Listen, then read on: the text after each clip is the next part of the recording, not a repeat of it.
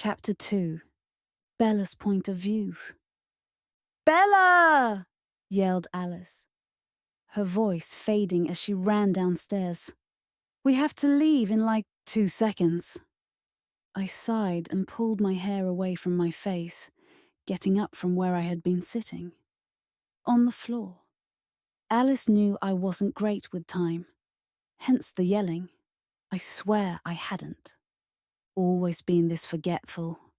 But recently, I could barely remember what day it was. "I'm coming," I muttered as I opened my desk drawer, searching through its contents.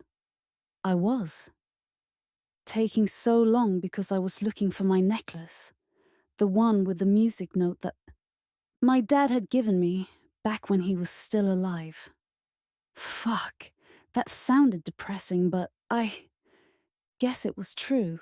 It was the only thing I had left from him. It was a little bit of a basic necklace, something one could find for $10 in a tourist shop, but it meant everything to me.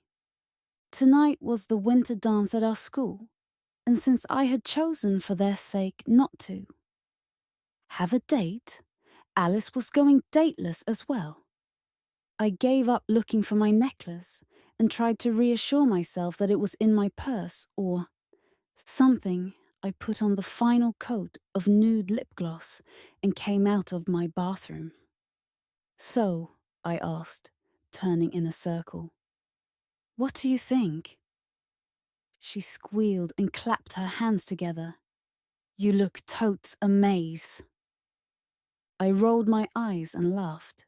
She glared at me before we both began walking. Downstairs.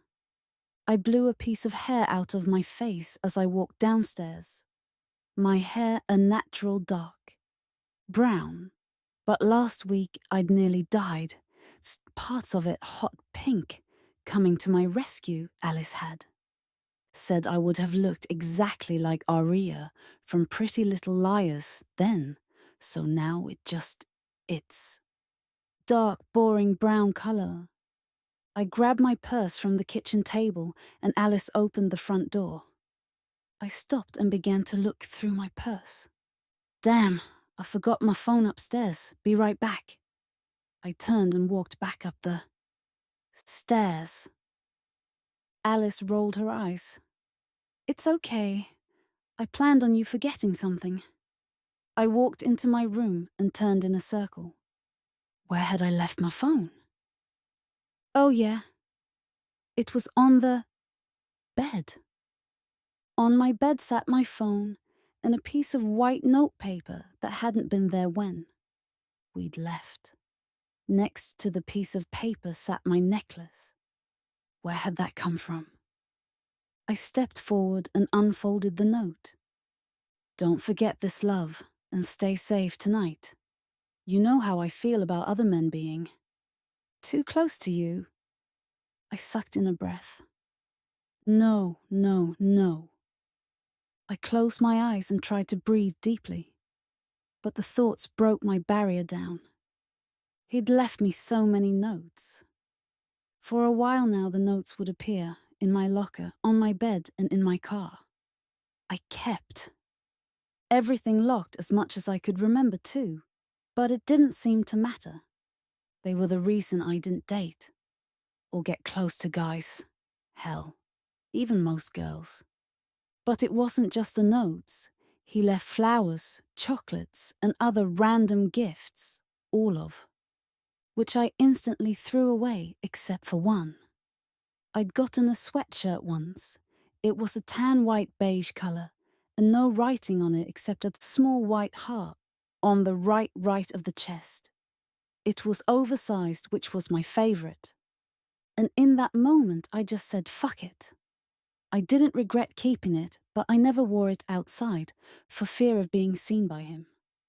I still hadn't seen his face. I hadn't even caught a glimpse of him once.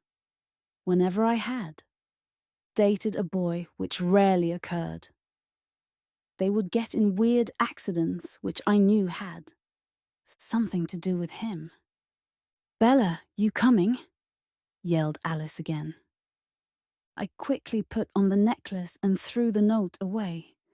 Grabbing my phone, I ran downstairs, wanting to get out of this house. Alice drove tonight, which meant she got to pick the music.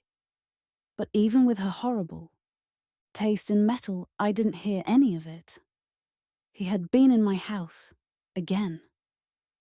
I swallowed and thought about the dance, the crazy, stupid teenager event where I could just forget about all this. I didn't know why I was even going. I didn't have many friends. But I did love dancing. Before I knew it, we were there, I guess. When you are lost in a freak-out, the time goes by really fast. I stepped out of the car and looked around. The school parking lot was filled with people, all dressed in shiny tuxes and sparkly dresses, while a few of the kids just wore jeans and t-shirts, looking as if this was the last place they wanted to be. Problem by Ariana Grande was blasting from loudspeakers, and everyone was either dancing or making by the wall, typical high school dance. I watched as Alice was absorbed into the crowd of dancers. This was her natural habitat. Crowds, jumping, sweaty and carefree, but only in the middle of the floor. A few people swayed along to the music on the outskirts of the gym, not wanting to be seen dancing. I stood alone, swaying slightly to the music, trying not to get noticed by any guys. It didn't work. Hey babe, you want to dance? Or maybe we should just skip that and go back to my house and you can get to know me better, said a guy who looked like he'd come right out of a surfer magazine, with sandy blonde hair and tanned skin. I recognized him slightly. I think he had graduated last year but was still dating one of the girls in my grade. And honestly, he looked a little bit wasted. I looked at him in disgust as he grabbed my arm and leaned in closer. His grip was rough on my skin, and I couldn't seem to break away from him. Get your hands off of me, for your own safety, I said, trying to back away from him. He pushed me back, pinning me again against the wall. I could feel his hot breath on my neck, the smell of too much cologne and sweat from all the dancing bodies dripping off him. Please stop. But before I could get put another word, a gunshot rang out. My ears were ringing, and my vision blurred slightly. I slouched against the wall, my knees feeling weaker than before. There was silence, then everyone began to scream. I backed away from him, tripping over all the other stunned bystanders who wanted to get away from him as fast as possible. Blood was dripping out of his chest as he sagged to the ground, his body looking rigid. But I still saw his eyes blinking slowly as a couple of security officers ran over to him. In shock, I looked up to where the shot had come from. Above the gym, a maze of catwalks crossed the ceiling, and for an instant, I saw the outline of a man in the flash of the lights before they went out. It was him. I knew it. My stalker.